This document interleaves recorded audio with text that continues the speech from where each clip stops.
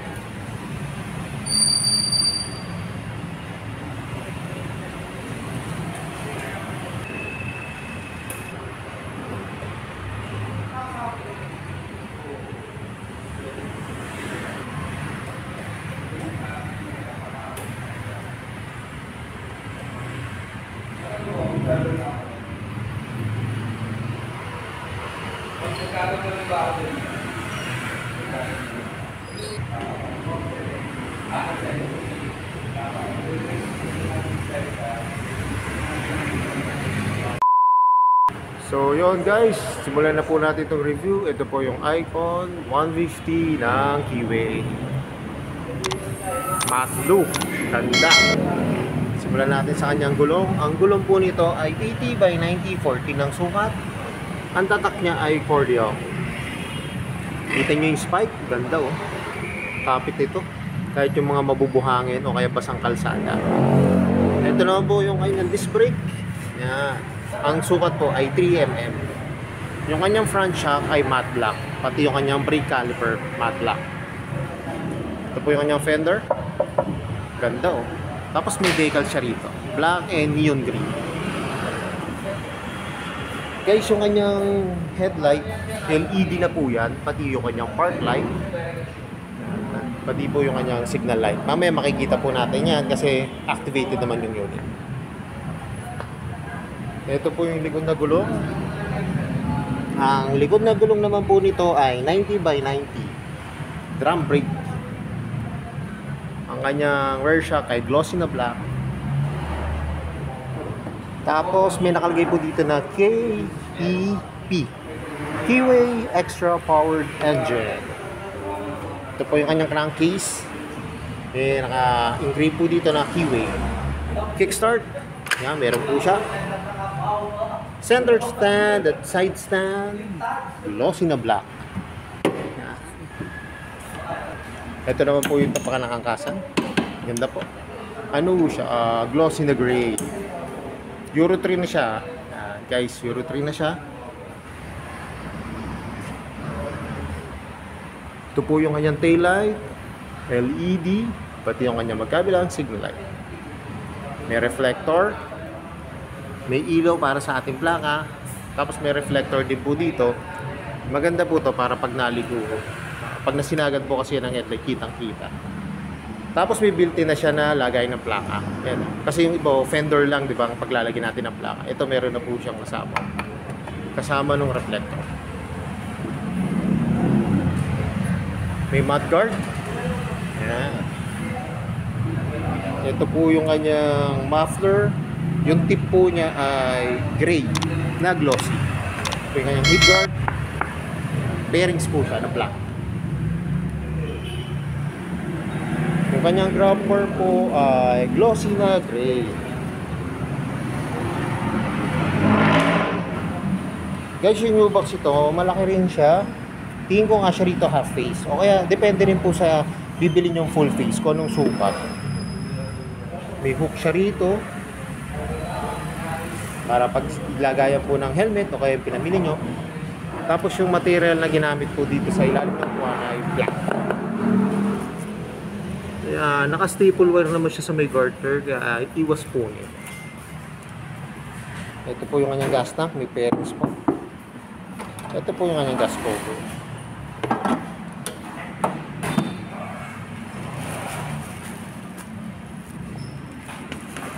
Guys, ito yung kanyang seat cover. Yan, maganda, makapit po. Tapos harap siyang customized na siya. Oh. May tahi na siya rito. Hindi lang siya nakakabel back. Pero flat, para siyang flat seat na, oh, na malambot.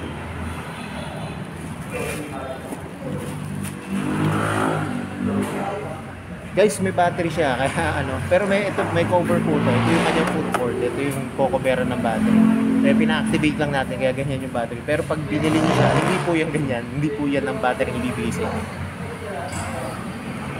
Guys, meron siyang USB port. Ayan, oh, saktong-sakto. USB port. Packet niya malalim para pag naglagay kayo ng cellphone o kaya wallet, bottled water, pwede. Yung kabilang packet malalim din po. Oh, kasyang-kasya po yung bottled water, oh, saka cellphone, saka coins. May hook po dito. Ito po yung kanyang manubela. Ayan. Tara, tingnan natin yung function niya. Ito na po yung mga function. Passing light, high and low, kusina, signal light, kill switch, park light, electric start. Kagandahan nito guys, meron po siyang electric start at meron siyang kick start. Para pagka nalobat po tayo, meron pa rin po tayong kick start. Ang throttle, lambot, kalutong, oh. Pati yung kanyang brake lever. Ito naman po yung kanyang susian. Kagandahan nito guys, ang pagbukas ng upuan niya ay dito rin po sa kanyang susian. Yan, oh. Ito po yung upuan sa seat niya. So yun guys, ito i-operate na natin, buksan na natin para makita natin yung function ng kanyang gauge panel. So yan guys, makikita nyo sa kanyang gauge panel yung oras, yung bilis nyo, yung kilometers, tapos yung fuel nyo. Yan. Tapos may RPM po siya. Tapos sa taas yung mga yan, signal light. Yan, double signal light, passing light. Yan, passing light. Pagka-high and low. So, pinuksan natin yung kanyang park light mo. Guys, yan o, puti yung kanyang park light. Yan na po yung kanyang headlight, puti rin. Napakaganda nito guys, oh, saktong-sakto. Lalo na pagka yung madidilim yung ano, lalo na yung mga gabi na pasok na trabaho o gabi nagtatrabaho ng mga parcel. Goods na goods to, pati yung ano, yung maulan. Maganda na po to kasi kulay white na po siya. Hindi nyo na po siya papalitan. Ito naman po yung kanyang tail light. Yan guys, so ang ganda ng design, no? Kitang-kita, parang letter V na pabaligtaan. Tapos ito po. Ito naman yung signal light, subukan natin. Yan po yung kanyang signal light. Ito po yung sa harap.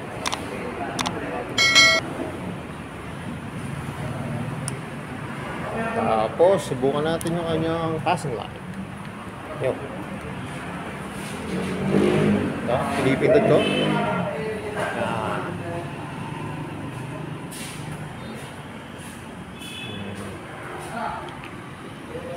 Guys, so yan, oh, kitang-kita kayo. Lalo na yung pagka magsisignal kayo, pag mga liligo kayo. Yan. O kayo pagbibigyan nyo siya sa pagligo. Yan. Tapos, test natin yung kanyang busina. Oh, yun ang busina niya po.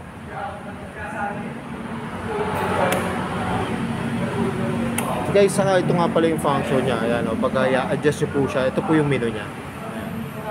Guys, ito, start po natin yung unit para marinig nyo yung tunog.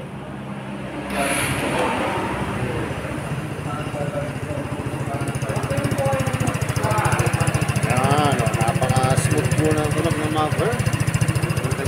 Saka guys, carb pa po siya. Baka may magtanong po, carburetor pa po siya, hindi pa po siya F5. Ayan po yung kanyang carb. Turbo. Ako natin yun. Ayan, yun po. Slow po yun. Ayun po. Hindi lang kita. Yun. Yun po yung carb na. Pagka pagka binirit, pakinggan natin pag binirit siya. Hindi ko lang guys maibirit masyado kasi ganyan, pakakabos na kasi yung fuel niya.